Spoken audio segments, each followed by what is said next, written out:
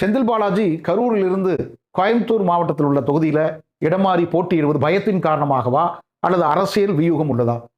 பேக்ரவுண்டில் நடக்கக்கூடிய சீக்கிரட். தாவேகா தலைவர் விஜய் கரூரில் நடத்திய ரோடு ஷோல 41 நபர்கள் உயிரிழப்பு, சிபிஐ விசாரணை. இதன் பின்னணியில் செந்தில் பாலாஜி என்ற பேச்சு மக்கள் மத்தியில் பரவலாக உள்ளது. இதன் காரணமாக அவருக்கு எதிராக வாக்குகள். செந்தில் பாலாஜியுடைய சொந்த தாலுகா மண்மங்கலம். இங்குள்ள 3 கிராமங்களில் 500 ஏக்கர் விவசாய நிலங்கள் 5000 கோடி மதிப்புள்ளது. 100 ஆண்டுகளாக இங்கே விவசாயிகள் குடியிருந்து அனுபவம் செய்து விவசாயம் செய்து வருகிறார்கள். இது கோயில் நிலம், இங்குள்ள விவசாயிகள் ஆக்கிரமிப்பாளர்கள் என்று சொல்லி கடந்த ஆண்டு திமுக அரசின் மாவட்ட நிர்வாகமானது போலீஸ் புரொடெக்ஷனோடு சென்று அங்குள்ள மக்களை அகற்றுவதற்கு முயன்ற போது தள்ளுமுள்ளும் போராட்டங்களும் 1 மாத காலம் நடைபெற்றது. இதில் கலந்து கொண்ட முன்னாள் அமைச்சர் விஜயபாஸ்கர் இதன் பின்னணியில் செந்தில் பாலாஜி இருப்பதாக குற்றச்சாட்டுக்களை முன்வைத்தது மக்கள் மத்தியில் ஆழமாக பதிந்துள்ளது. இந்த கோயில் நில பிரச்சனை தொடர்பாக அறிவுபூர்வமான ஒரு வீடியோவை நம்ம சேனல்ல கொடுத்துருக்கோம். கீழே லிங்க் இருக்கு, முழுமையா போய் பாருங்க. அடுத்ததான், கரூர் ஒரு டெக்ஸ்டைல் சிட்டி. இங்க இருக்கக்கூடிய A to Z மக்கள் இதை நம்பிதான் வாழ்ந்துட்டு இருக்காங்க. கடந்த 5 ஆண்டுகளாக இந்த தொழில் அதால பாதாளத்துக்கு சரிந்து விட்டது. இதை தூக்கி நிறுத்த செந்தில் பாலாஜி ஒரு துரும்பையும் கிள்ளி போடவில்லை.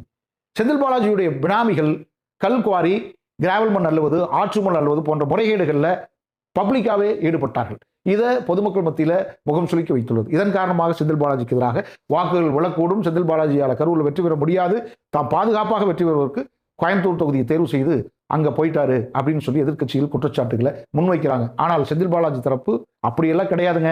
2021 திமுகவில் தன்னை இணைத்துக் கொண்டு கரூர் மாவட்ட பொறுப்பாளராக இருந்து 5 சட்டமன்ற தொகுதிகளிலையும் திமுகவை மகத்தான வெற்றி பெற செய்தவர் எங்க அண்ணன் செந்தில் பாலாஜி. குறிப்பா அப்போதைய பணபலமும் அதிகார பலமும் பொருந்திய அமைச்சர் விஜயபாஸ்கரை 15000 வாக்குகள் வித்தியாசத்துல மண்ணை கவ செஞ்சவர் அண்ணன் செந்தில் பாலாஜி. அதே தேர்தலில் கோயம்புத்தூர் மாவட்டத்தில் ஒரு தொகுதிகளோட திமுக வெற்றி பெறல, 0 ஆச்சு. அதிமுக அங்கே ஹீரோவா இருந்து திமுக தலைமை ஆட்சி பொறுப்பேற்ற உடனே செந்தில் பாலாஜியை கோயம்புத்தூர் மாவட்டத்தில் நடைபெறக்கூடிய உள்ளாட்சி தேர்தல் பொறுப்பாளராக நியமிச்சாங்க. அதுல பம்பரமாக சுழன்று அவர் 90 விழுக்காடு வெற்றியை பெற்றுக் கொடுத்தாரு.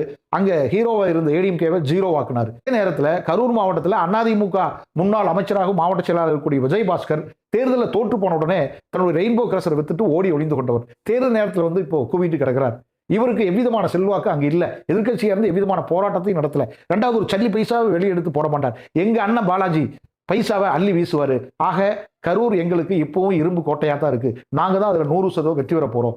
இருந்தாலும் கோயம்புத்தூர் மாவட்டத்தை பொறுத்த வரைக்கும் ஒரு டாப் ஃபைட் இருக்கு. அதனால அண்ணனே அங்க நேரடியாக ஒரு தொகுதியில் போட்டியிடும்போது அந்த தாக்கம் அந்த மாவட்டம் முழுவதும் எதிரொலிக்கும். இதனால அங்க மகத்தான வெற்றி பெற முடியும். இதுதான் எங்களுடைய அரசியல் வியூகம் அப்படின்னு சொல்லி செந்தில் பாலாஜி தரப்படி திமுக தரப்படி சொல்றாங்க.